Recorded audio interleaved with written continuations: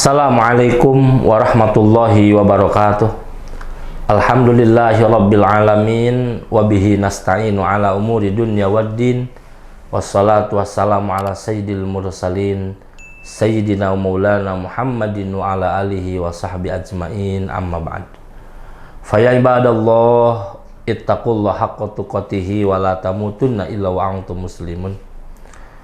Para pecinta sinyal Islam Indonesia dimanapun berada, alhamdulillah pada kali ini atas izin Allah Subhanahu wa Ta'ala kita dipertemukan di majelis sinyal Islam Indonesia yang insya Allah penuh dengan keberkahan. Pertemuan kali ini kita akan membahas hadis yang ke-32.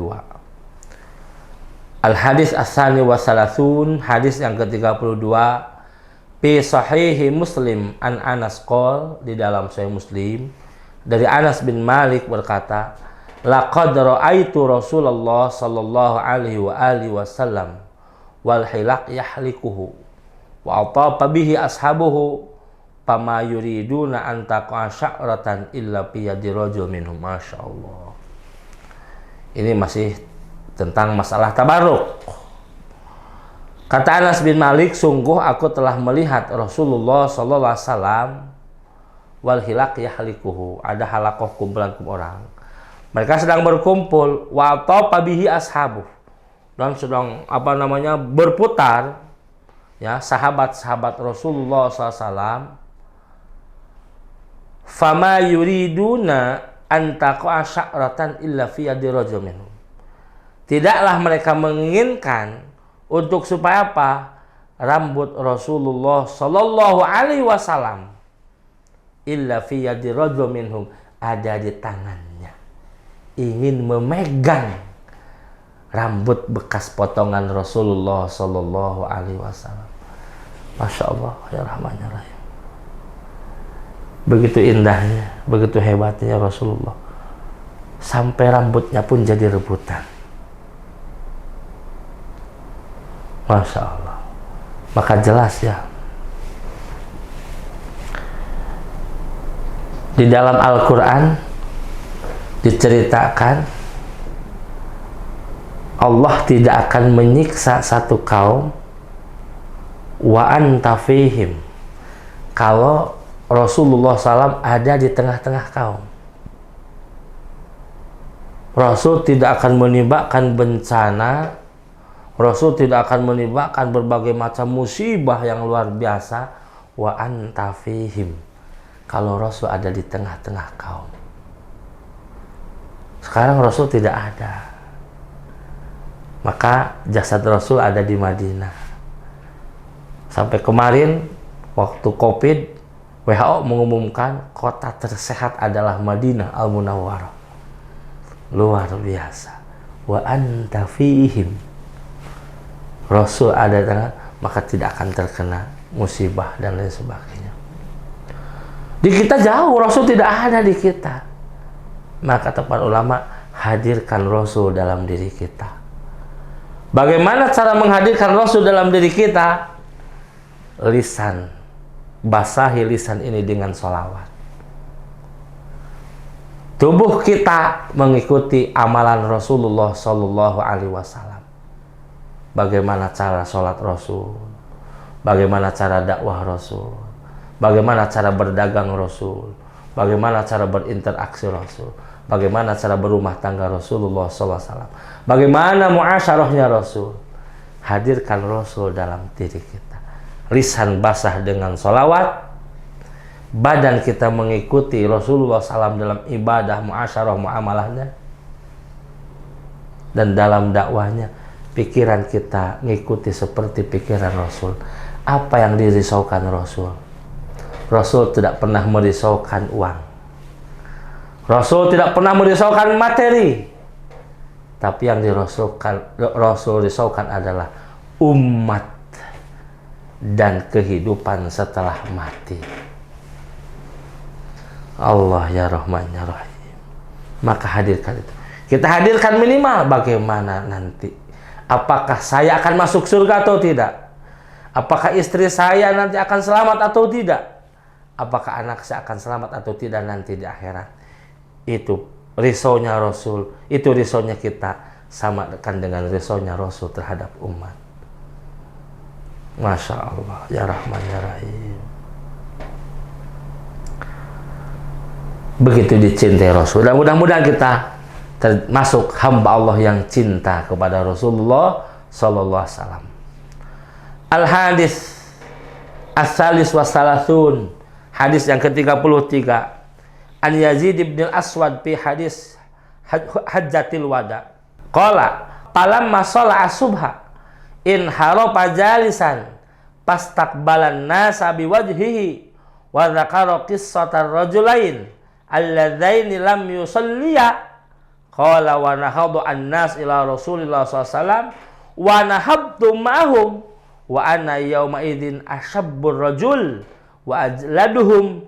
Qal fama zalat azhaman nas hatta wasaltu ila Rasulillah sallallahu alaihi wasallam fakhadtu biyadihi fawadatuha imma ala wajhi aw sadri. Qala fama wajadtu syai'an atyabu wa ala abradu min yaddi Rasulillah sallallahu alaihi wasallam. Allah ya Rahman ya Rahim, luar biasa. Ini hadis dalam haji wada. Ketika Rasulullah SAW beres melaksanakan sholat subuh, maka Rasul berpaling menghadap kepada para sahabat. Ketika Rasul berpaling menghadap kepada sahabat sambil duduk, pastaqbalan nas biwajhihi, maka semua orang menghadap Rasul dengan wajahnya. Wa dzakara qissatar rajulain, dan Rasul menceritakan kisah dua orang laki-laki yang tidak pernah sholat. Qala, ini kata Anas bin Malik. Wa nahadun nas, ini kata si rawi Anas bin rawinya itu adalah Yazid bin Aswad. Ya, rawinya kata Yazid bin Aswad. Qala wa nahadun nas, kemudian bangkitlah orang-orang menghadap kepada Rasulullah sallallahu alaihi wasallam. Jadi semakin pingin dekat. Kalau bahasa Sunda nama ngariung ngadeketan, nah gitu. Wa nahadun Rasulullah. Maka kata Yazid bin Aswad, wa nahadtu mahum, saya juga mengikuti mereka, ingin dekat dengan Rasulullah.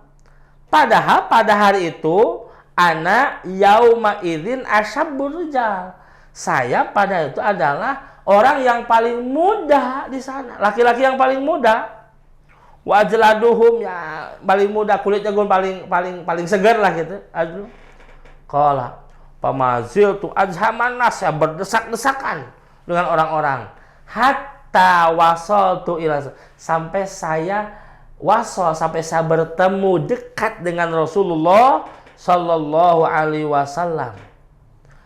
Fa akhadtu biyadihi fawadatuha imma ala wajhi aw sadri. Aku ambil tangan Rasulullah SAW, diambil tangan Rasulullah SAW. Kemudian aku letakkan tangan Rasul itu di wajahnya, ya Allah. Kemudian al-sadri, diletakkan di dadanya. Masya Allah. Gitu. Qala fama wajadtu syai'an atyabu wala abrad min. Aku tidak pernah menemukan tangan yang wangi sewangi Rasulullah SAW. Tidak pernah aku temukan. Dan aku tidak pernah menemukan tangan sedingin Rasulullah Sallallahu Alaihi, dinginnya luar biasa. Qala wa huwa yauma idzin di Masjidil Khaif, itu ada di Masjid Khaif. Masya Allah, at-tabaruk. Ini jadi apa namanya? Jadi hujjah at-tabaruk, seorang murid mencium tangan gurunya. At-tabaruk. Kenapa? Gurunya yang ahli ilmu, gurunya yang ahli zikir, gurunya yang ahli ibadah, gurunya yang dekat dengan Allah, pantas untuk dimuliakan, mengambil keberkahannya. Masya Allah, ya Rahman ya Rahim. Tangan Rasul disimpan di wajahnya, dicium.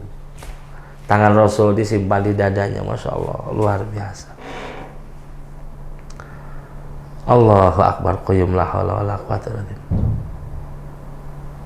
Jadi seorang murid mencium tangan gurunya itu bukan hal biasa.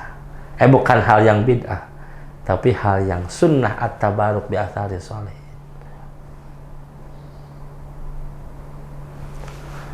Para pecinta sejarah Islam Indonesia dimanapun berada, oleh karena itu maka at-tabaruk bi athari sholihin hal yang diperbolehkan, asal jangan berlawanan jenis. Ini mah haram. Ini gurunya laki-laki, muridnya perempuan. At-tabaruk bi athari sholihin, cium tangan ke gurunya. Itu yang disebut dengan bid'ah dolalah.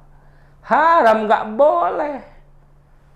Santriwati atau muridnya perempuan tidak boleh bersalaman, berpegangan tangan dengan gurunya. Hatta gurunya tidak boleh. Tidak boleh. Kenapa? Bertentangan dengan syariat. Bertangan syariat. Masya Allah. Muridnya laki-laki, gurunya laki-laki, boleh bercium tangan, bahkan dianjurkan. Muridnya perempuan, gurunya perempuan, boleh bercium tangan, bahkan dianjurkan. Tapi kalau sudah lawan jenis, tidak diperbolehkan. Itu yang bid'ah. Masya Allah. Al-hadis ar-rabi wa salasun. Hadis yang ke-24. Wa an Juhaifah mislah illa annahu qala bil batha shalla adh-dhuhra awil asra wa qala akhraju Ahmad wal Bukhari mukhtasaran wa mutawwalan fi mawadhi'i min kitabihi. Qultu wa ma'a nakriri wa ma'a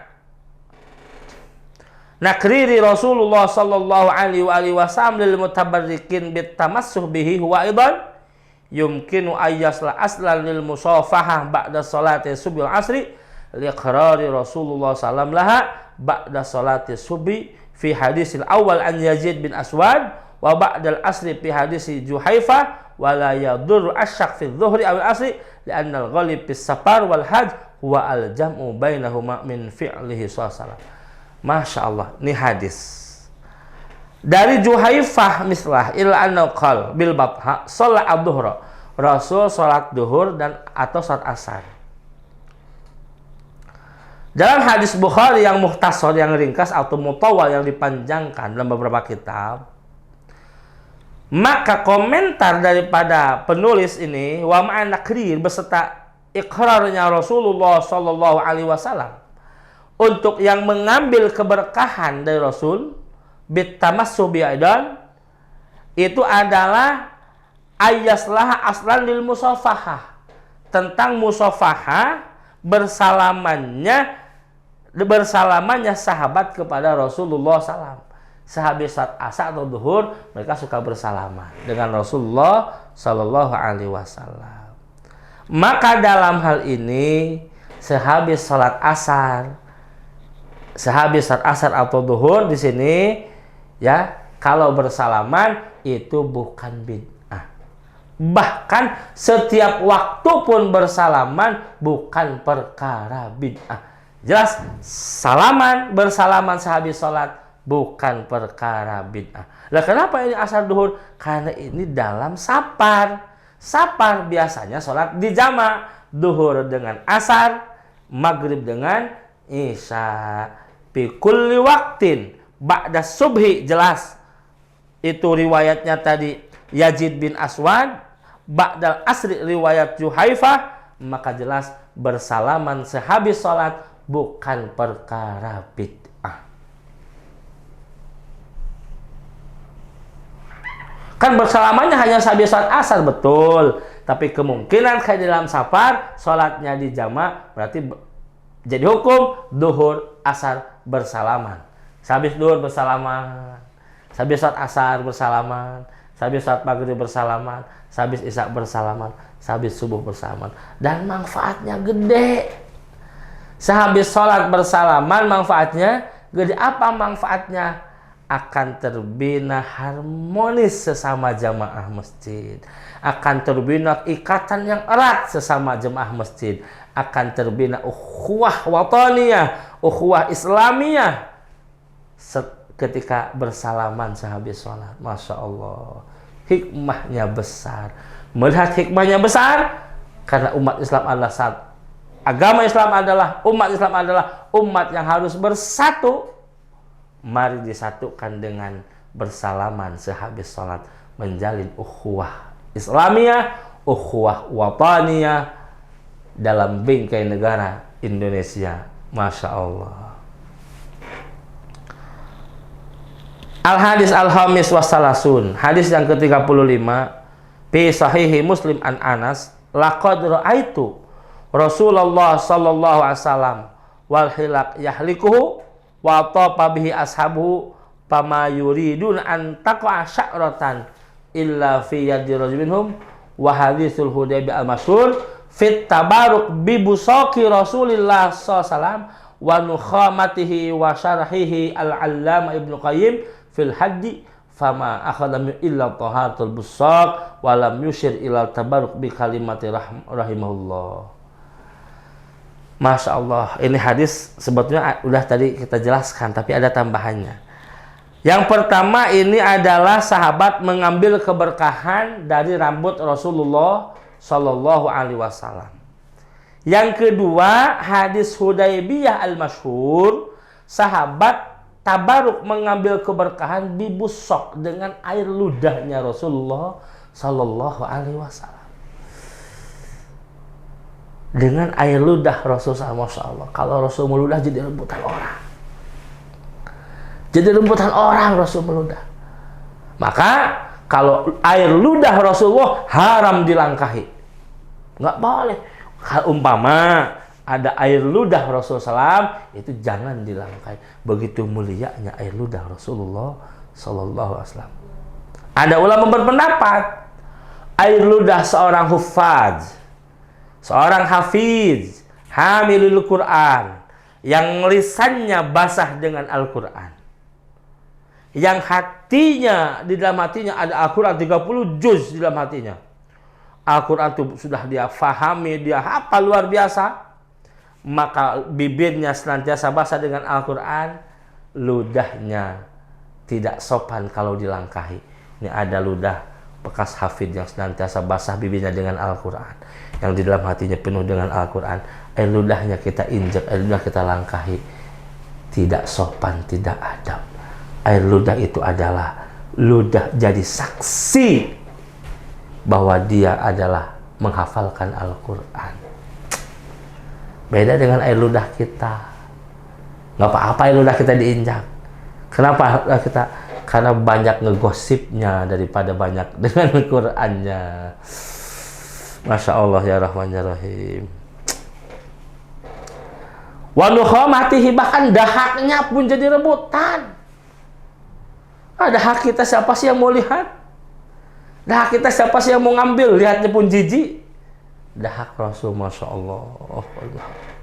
Al-hadis as-sadis wassalasun, hadis yang ke-36, rawa an-Nasai wa Abu Dawud wal labdu lahu an Atta bin Yasar an Abi Sa'id al-Khudri qala kharaja rajulani fi safarin fahadarat as-salatu wa laysa ma'ahuma ma'un fatayammama sa'idan tayyiban wa sallaya summa wajada al-ma' fil waqti fa'ada ahaduhuma wa lam al-akhar summa ataya Rasulullah sallallahu alaihi wasallam fadzakara lahu dzalika faqala lilladzi lam yu'id asabta as-sunnata wa ja'at kasolatuka wa qala lilladzi 'ada laka al-ajru marratain. Masya Allah, ini sikap Rasulullah SAW yang hebat luar biasa.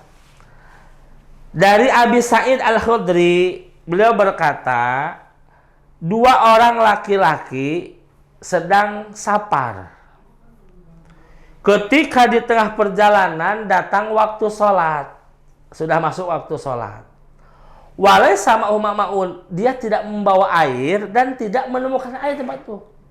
Tidak bawa persiapan air dan tidak menemukan tempat air di sana. Kemudian mereka bertayamum. Tayamum. Setelah tayamum, mereka sholat berdua, berjamaah. Beres tayamum, summa wajada al-ma'a. Kemudian mereka menemukan air. Gering air teh ada air teh. Kok tadi mah dicari ke sana ke sini tidak ada. Ternyata nggak kelihatan. Padahal air di sini. Nah, maka dengan kejadian tersebut sahabat terbagi dua orang teh.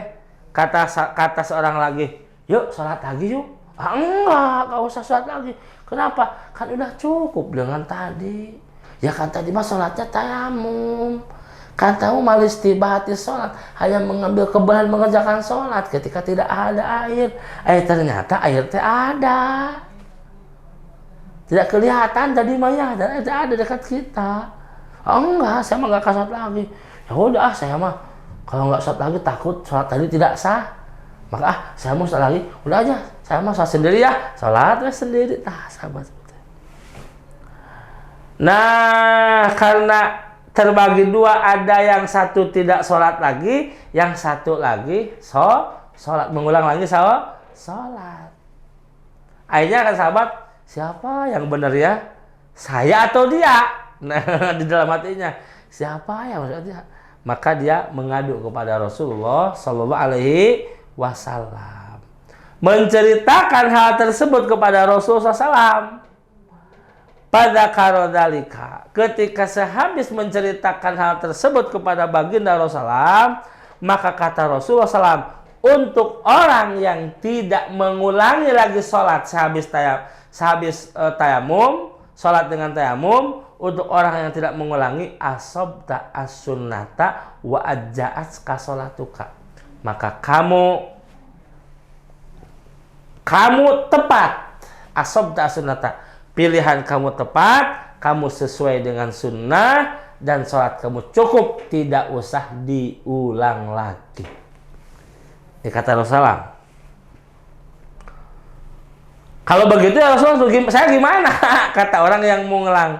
Maka kata Rasul, faqala lilladzi ada, untuk orang, kata Rasulullah untuk orang yang mengulang, kata Rasul, laka al ajru marratain, kamu dapat pahala dua, pahala dari sholat awal, pahala dari sholat yang kedua.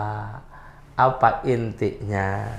Intinya, ketika ada sahabat yang berselisih tentang masalah benar atau tidak, semua masalah benar atau tidak, asal tidak bertentangan dengan hukum syara, maka semua dibenarkan oleh Rasulullah Sallallahu Alaihi Wasallam.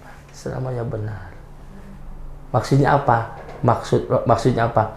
Rasul tidak pernah menyalahkan orang lain. Rasul tidak pernah menyalahkan orang lain. Begitu luas pandangan Rasul.